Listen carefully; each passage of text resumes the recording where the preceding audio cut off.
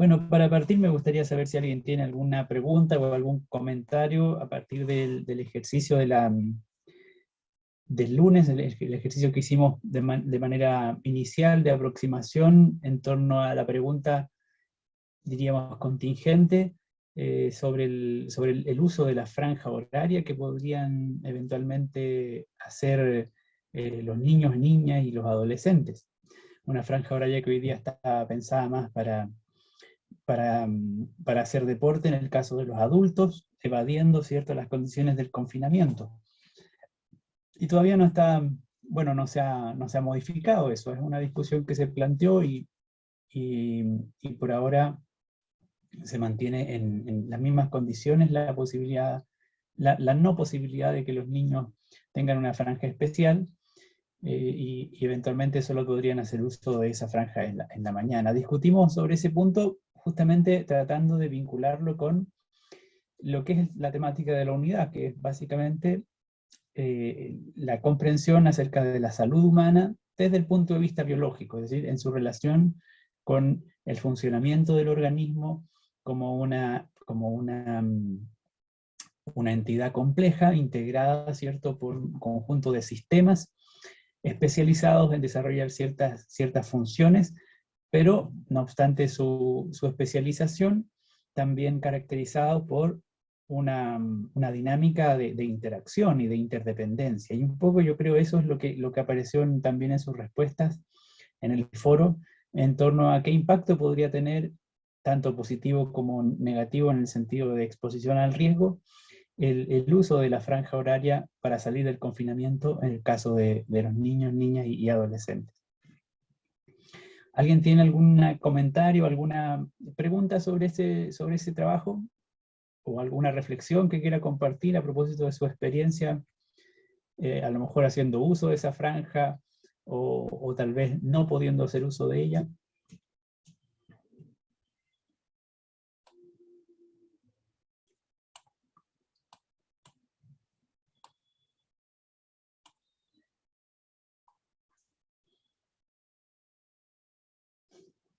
Anaís dice que hace mucho frío a esa hora. Sí, la verdad es que salir a las 6 de la mañana implica cierta exposición al frío, ¿cierto? A bajas temperaturas. Últimamente hemos tenido temperaturas relativamente medias, incluso altas, pero esto es probablemente un periodo breve que va a finalizar pronto y la temperatura va a bajar rápidamente, tanto en la madrugada como durante el día. Ahí hay un punto justamente asociado a la exposición, ¿no? A la exposición a las bajas temperaturas. Javiera dice que incluso puede ser peligrosa ese horario para salir en el lugar donde ella vive. Efectivamente está oscuro a esa hora y puede ser también una exposición al riesgo social, digamos, si es cierto, ser víctima de algún atropello, de algún delito de alguna forma. Y Belén también comenta otro aspecto muy importante que tal vez no lo mencionamos o no apareció en las respuestas en el foro. La necesidad de contar con espacios adecuados, en este caso para hacer deporte, ya sea porque, digamos, como decía Javiera, implica un peligro, o bien porque no hay espacios adecuados, digamos, en el sentido de probablemente, ¿cierto?, un lugar apto para correr, con distancias apropiadas, con la calidad del pavimento, del suelo, en a lo mejor una plaza, un parque. Y este es un factor relevante porque muchas veces, incluso especialmente en nuestros cursos, en este tipo de cursos, cuando abordamos la salud humana la pensamos muy biologicistamente, en ese sentido de una manera un poco reductiva, porque asociamos la salud y también los problemas a la salud con el funcionamiento del organismo, como si el organismo fuera independiente del contexto. Y lo cierto es que desde el punto de vista médico, desde hace un tiempo ya se ha instalado la idea de que existe toda una dimensión social de la salud, lo que se llaman los determinantes sociales de la salud. Y justamente probablemente la condición o contexto de confinamiento es una condición social que impacta a nuestra salud, especialmente la salud de niños, niñas y adolescentes. Y por cierto, también el no contar con espacios o condiciones adecuadas para, por ejemplo, tener una vida activa desde el punto de vista deportivo, implica un perjuicio que podríamos incluso asociar a una condición de injusticia estructural. Así es que la pregunta acerca de la franja horaria también nos podría llevar a hacernos preguntas acerca de la equidad social en términos de qué condiciones permiten el desarrollo de una buena salud. Y esas condiciones, por supuesto, van a implicar cuestiones asociadas a nuestra rutina diaria, como son la alimentación y a nuestras necesidades básicas, pero también implican otros aspectos, como por ejemplo el contar con un ambiente adecuado, en el caso del estudio eventualmente disponer de un espacio de tranquilidad, por ejemplo, o con poca exposición al ruido, y como decía Belén, en el caso de hacer deporte, también tener condiciones espaciales adecuadas para eso.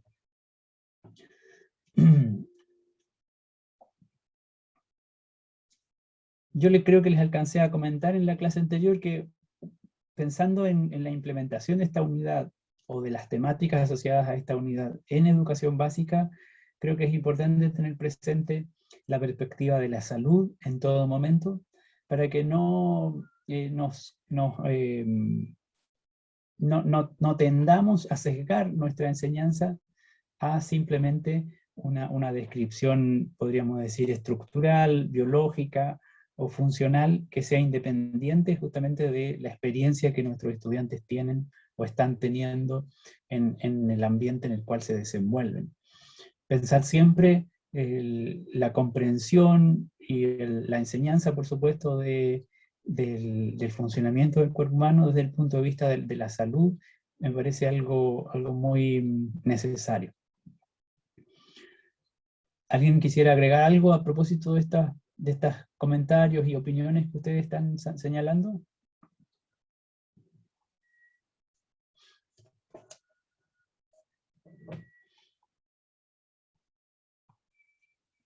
Bueno, entonces vamos a continuar con el desarrollo de la unidad. Yo les había solicitado avanzar con alguna revisión de algunos documentos, porque eso nos facilitaría eventualmente los ejercicios que podríamos realizar, tanto en el diálogo como en las actividades.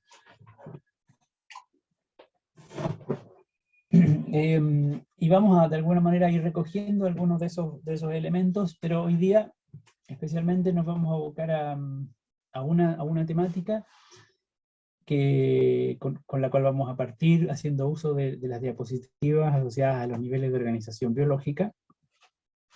Y a partir de eso vamos a hacer una pausa cuando abordemos la primera parte de esta presentación, que se concentra en las células. Para realizar un breve taller, les voy a comentar cómo lo vamos a abordar, que tiene que ver con básicamente distinguir tipos de células y realizar un par de pruebas experimentales haciendo uso de un simulador.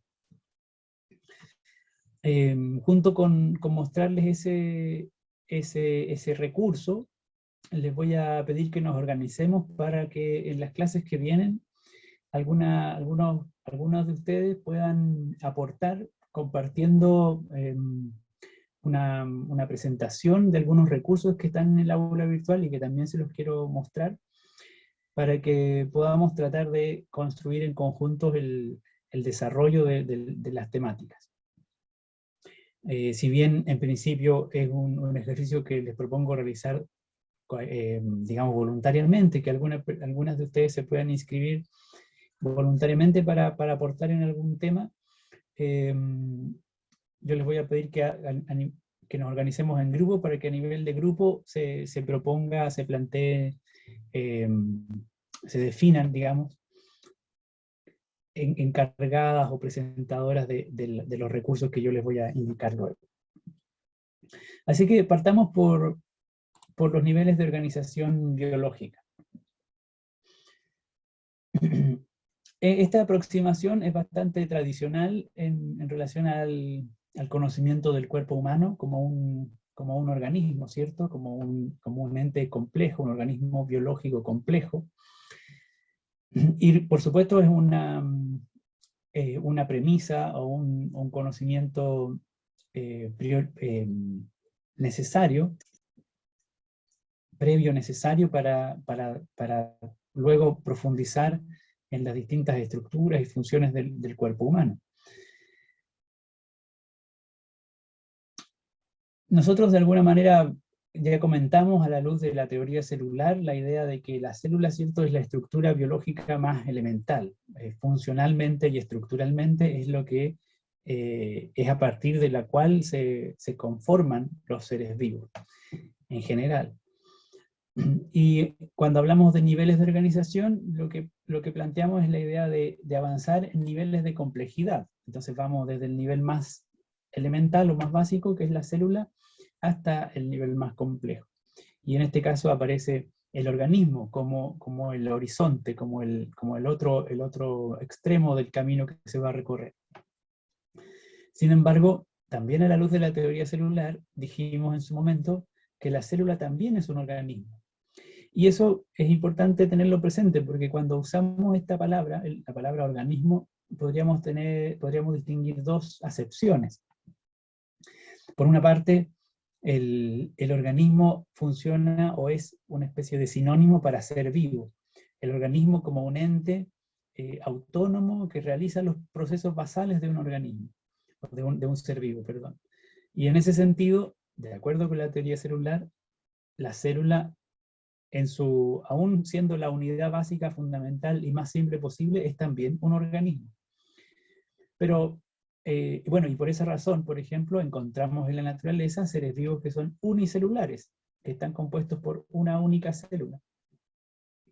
En cambio, cuando lo pensamos desde el punto de vista de la complejidad estructural, entonces allí sí aparecen otras agrupaciones, en primer lugar de células, y así sucesivamente de otras estructuras más complejas que hacen a los organismos pluricelulares.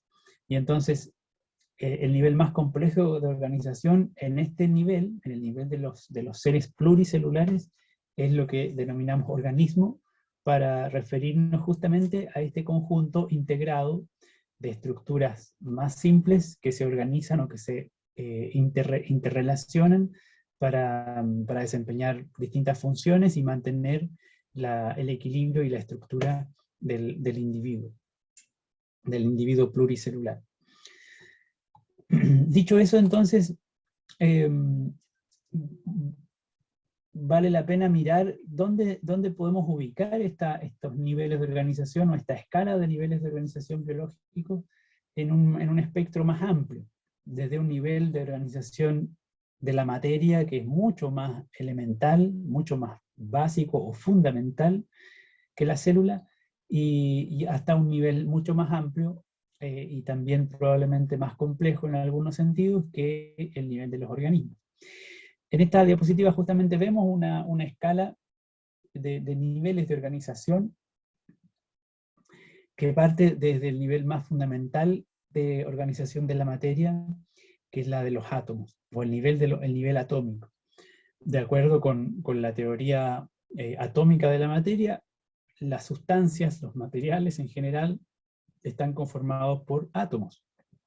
Y son los átomos los que les otorgan o le dan sus características a los materiales con los cuales nos vinculamos diariamente.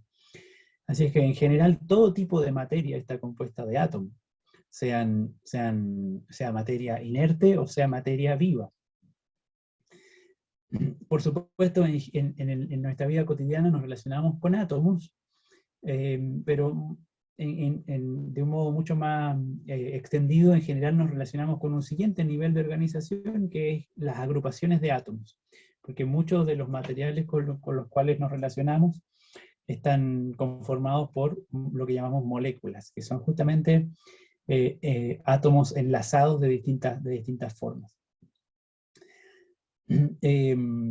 También, por supuesto, existen algunas sustancias con las cuales interactuamos casi a nivel atómico o en un nivel muy básico, porque, por ejemplo, en el nivel más simple o más básico con el cual interactuamos cuando respiramos, absorbemos o inspiramos oxígeno, nitrógeno y otros gases.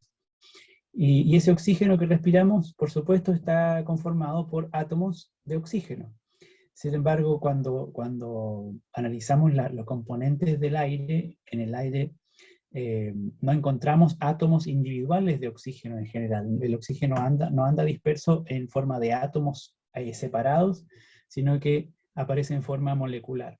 Eso sí, quiere decir que cuando miramos en la composición del aire, lo que encontramos ahí son moléculas de oxígeno compuestas por 2 átomos de oxígeno. Es lo que llamamos oxígeno molecular. Ese es un ejemplo nomás cotidiano y concreto de molécula relativamente simple. Pero en nuestra vida cotidiana también nos vinculamos con muchos otros materiales, otras sustancias que están compuestas por moléculas mucho más complejas. Porque son básicamente mucho más grandes, están compuestas por un gran número de átomos. Y eso es lo que denominamos macromoléculas. Dentro de las macromoléculas aparecen algunos ejemplos, algunas formaciones, ¿cierto?, que derivan fundamentalmente de los procesos que realizan los seres vivos, especialmente moléculas compuestas por carbono, por ejemplo. Entonces ahí aparecen las proteínas, los lípidos, son en general macromoléculas. Estamos casi en el nivel, casi llegando al nivel biológico, porque a nivel de macromolécula todavía no distinguimos entidades autónomas, en el sentido de que realicen procesos basales como los que distinguimos para los seres vivos.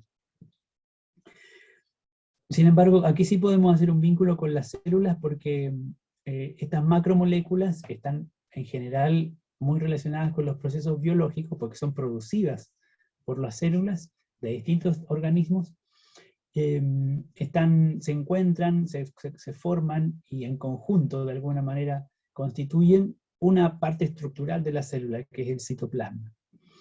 Así que podríamos decir que el citoplasma es un siguiente nivel de organización donde acontece una gran cantidad de procesos bioquímicos, fundamentalmente asociados a la producción y transformación de macromoléculas. Ese citoplasma entonces, que es como una especie de espacio celular, ¿cierto?, justamente es un componente estructural de las células. Y allí entonces nos encontramos en el nivel más básico de los organismos o de los seres biológicos. Estamos también en el límite, porque recuerden, por ejemplo, el caso de los virus, que podrían ser calificados más bien como moléculas muy complejas, o como unas estructuras físico-químicas muy complejas que involucran una serie de macromoléculas interrelacionadas. Sin embargo, no tienen la composición o la constitución de una célula. No tienen una membrana, no tienen un citoplasma, no tienen un núcleo. Y sin embargo, en la medida en que esas macromoléculas se alojan dentro de una célula, desarrollan todos los procesos habituales, basales de una célula. Y así, de allí, a partir de la célula, entonces, hay otros niveles de organización que básicamente se distinguen por su complejidad, basada esta en la agrupación de células que componen esas estructuras. El primer nivel es el de los tejidos, básicamente conformado por células muy semejantes o de un mismo tipo que desarrollan el mismo tipo de proceso, o procesos muy semejantes, y como tal los tejidos entonces van a desempeñar una cierta función al interior de un ser vivo. Por cierto, aquí ya estamos hablando, cuando hablamos de tejidos, hablamos de organismos pluricelulares. Sin embargo, además, esos tejidos se pueden volver a organizar o a interrelacionar con otros tejidos, desempeñando distintas funciones, pero en conjunto, constituyendo lo que llamamos un siguiente nivel de organización, el de los órganos, que a su vez cumplen funciones determinadas dentro del organismo. Un nivel intermedio que no aparece señalado aquí simplemente por error es que ocurre que muchos órganos dentro de un ser vivo actúan o funcionan de manera interrelacionada, dentro de un mismo proceso más amplio del cual forman parte, y eso es lo que llamamos sistemas de órganos. Así que hay un nivel intermedio entre órganos y tejidos, que es entre órganos y organismos, que es el nivel de los sistemas. Y finalmente, por supuesto, llegamos al nivel de los organismos cuando estamos hablando de el ser vivo pluricelular, autónomo, que realiza todos los procesos basales asociados a la vida y que también están aconteciendo en todas y cada una de sus células. Pero en el caso del organismo, esos procesos están aconteciendo debido a una escala de complejidad creciente que involucra todas sus estructuras internas, partiendo por los sistemas, los órganos, los tejidos y las células finalmente. Ahora, para describir el funcionamiento, la dinámica interna de un organismo, por ejemplo, de un individuo humano, entonces tenemos que mirar el nivel del organismo. Y eso es más o menos lo que vamos a hacer en esta unidad, de manera muy general. Sin embargo, los niveles de organización biológica, si uno los mira desde un punto de vista más amplio, como es el punto de vista ecológico, no se limitan a la descripción del organismo, porque los organismos tampoco están aislados, ni son independientes completamente, sino que están en permanente interrelación con el ambiente y en interrelación con otros organismos. Así es que desde el punto de vista ecológico aparecen otros niveles de organización. En un primer término, cuando un grupo de organismos del mismo tipo, es decir, de la misma especie, conviven, entonces en general estamos hablando de poblaciones de organismos. Y cuando en un determinado lugar encontramos varias poblaciones que conviven, entonces hablamos de una comunidad o de comunidades. Comunidades de poblaciones de distintas especies. No estamos hablando, por supuesto, de algo muy abstracto o muy ajeno, o algo que ocurra, digamos, en la selva o en África, donde habitualmente vemos que se describe la vida natural, especialmente en los programas de televisión, por ejemplo. En un jardín, en la plaza, en la taza de un árbol, uno encuentra comunidades ecológicas. Ahí hay un pequeño ecosistema, porque está, por ejemplo, pensemos en el ecosistema que se da en el suelo del jardín, donde vamos a encontrar especies de crustáceos, especies de artrópodos, especies de moluscos, caracoles, chanchitos de tierra, lombrices, cucarachas, y todo eso, en general, esos organismos están conviviendo con otros organismos o individuos de su propia especie. Por lo tanto, hay poblaciones de chanchitos de tierra, hay poblaciones de caracoles, poblaciones de cucarachas, etcétera, que habitan un mismo espacio, y por lo tanto estamos en presencia de una comunidad ecológica. Esa comunidad ecológica está en relación con el aire, está en relación con la tierra, está en relación con el agua, y cuando involucramos esos elementos que decimos son abióticos, que digamos pertenecen al ambiente y no son estructuras vivas, entonces estamos hablando de un ecosistema. Por supuesto, en el planeta hay una gran diversidad y una infinita cantidad de ecosistemas, y cuando los miramos en su conjunto, cuando miramos el conjunto total de ecosistemas, entonces alcanzamos el nivel más amplio de organización del fenómeno biológico, que es lo que hasta el minuto conocemos como biosfera. Básicamente, todo el espacio vital e interrelacionado con los elementos abióticos que se dan en el planeta Tierra. ¿Alguien tiene algún comentario o alguna pregunta sobre estos niveles de organización?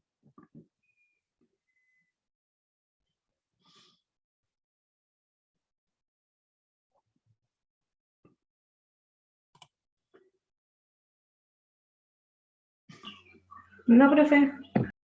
Gracias Thais, gracias Belén. Bueno, si miramos con un poquito más de detalle los primeros niveles de organización antes de la célula, ahí podemos distinguir algunas moléculas unas más simples, por ejemplo, las moléculas inorgánicas como el agua, o algunas sales minerales, por ejemplo, el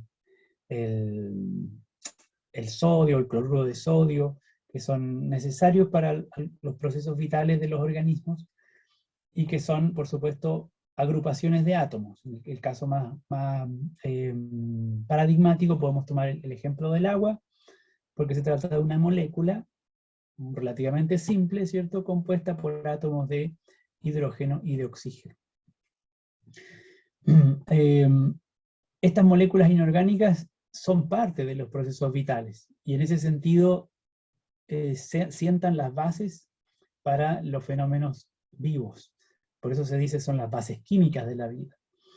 No solamente hay moléculas de este tipo, que llamamos inorgánicas, porque no son producidas por los seres vivos, sino que se encuentran en el ambiente, sino que también hay moléculas orgánicas, dentro de las cuales caben lo que llamamos las macromoléculas en general, especialmente los glúcidos, los lípidos, proteínas o los ácidos nucleicos. El elemento común que tiene este tipo de moléculas es que están, o de macromoléculas, es que están compuestas o incluyen en su estructura átomos de carbono. La glucosa, por ejemplo, el azúcar es una molécula orgánica. El azúcar o la glucosa es producida por las células de la planta, por las células animales, y es utilizada como una fuente de energía, la molécula de glucosa. Porque básicamente, ¿qué quiere decir eso?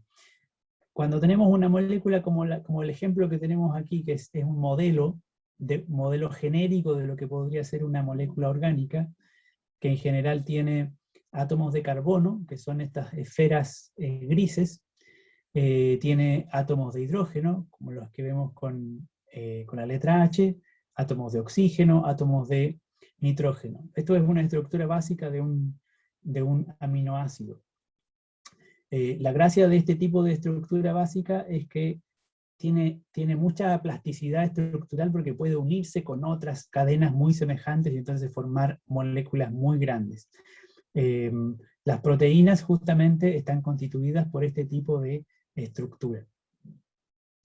En el caso de la glucosa, estamos hablando de una molécula que solamente tiene átomos de carbono, hidrógeno y oxígeno. Y esa molécula es una fuente de energía en la medida en que dentro de la célula va a ser utilizada en distintos procesos químicos, en distintas transformaciones, y en esas transformaciones lo que va a ocurrir es que la molécula se va a romper, digamos, a través de los procesos químicos dentro de la célula, mediante reacciones bioquímicas. Entonces, al romperse la célula, se libera la energía que estaba disponible en sus enlaces químicos que mantenían unidos a los átomos. Y en ese sentido, la glucosa es una fuente de energía para la célula. Por supuesto, hay otros procesos, hay muchos procesos. Hay que pensar que lo que pasa dentro de la célula es una especie de fábrica muy compleja, donde ocurren infinidad de procesos físico-químicos o bioquímicos, que básicamente consisten en la producción y transformación de moléculas de este tipo. Dependiendo del tipo de célula, habrán distintos tipos de procesos de producción o metabólicos, en el sentido de producción y transformación de distintos tipos de moléculas. Otro ejemplo de molécula orgánica compleja, el caso de los ácidos nucleicos, la molécula de ADN que está en el núcleo de todas nuestras células y que aloja la información genética. Es un claro ejemplo de molécula orgánica.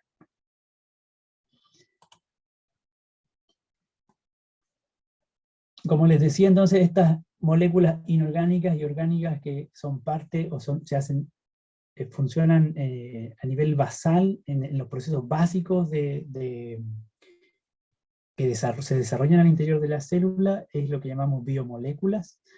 Y como les decía, ¿no? Este modelo, esta imagen, de alguna manera muestra estas moléculas complejas, de las cuales aquí hay otros ejemplos, están transformándose, están produciéndose dentro de esta estructura, que es lo que llamamos célula.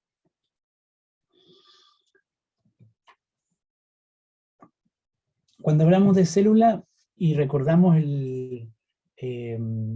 la teoría, o digamos el proceso de desarrollo o de aparición y desarrollo de la vida sobre la Tierra, tenemos que recordar que los primeros vestigios,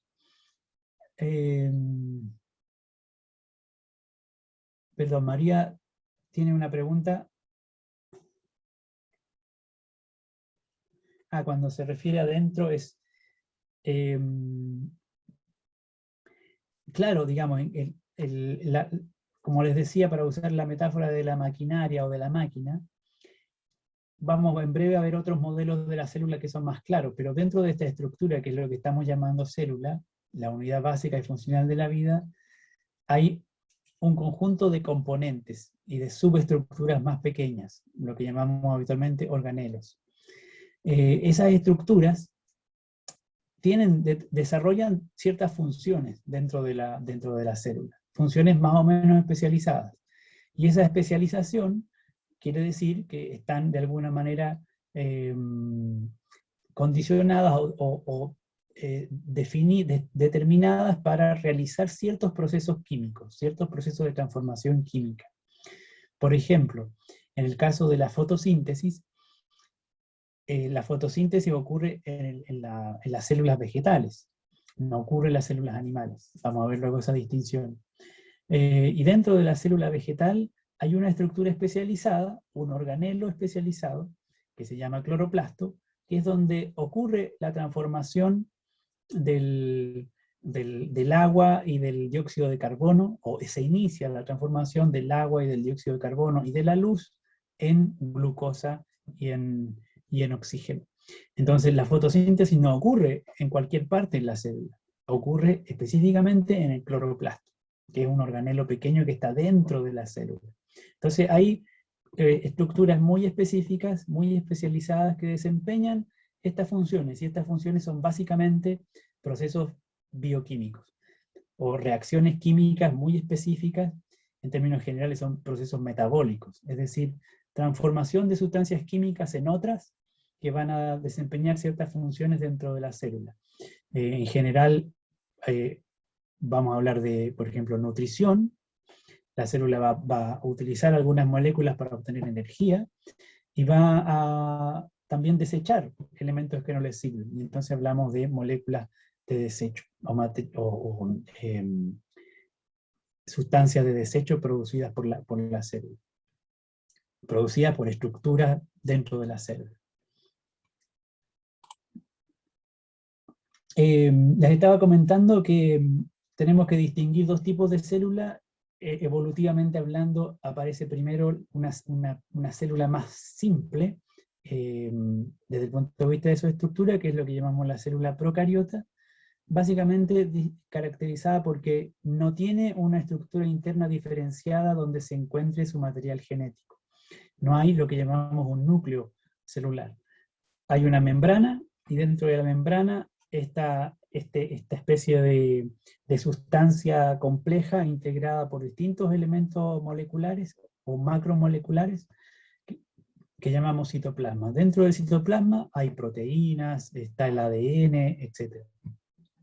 La célula procariota, que corresponde hoy día exclusivamente a bacterias y arqueas, a los dominios de bacterias y arqueas. Es la célula más simple, menos evolucionada, surge algo así como hace 3.400 millones de años atrás. Hay evidencia fósil de esa formación, digamos, de ese primer estadio en el desarrollo celular. Me parece que quedan pocos segundos de la sesión, así que para que no se interrumpa, voy a desconectarme brevemente y me vuelvo a conectar por el mismo enlace de inmediato, ¿ya? Voy y vuelvo.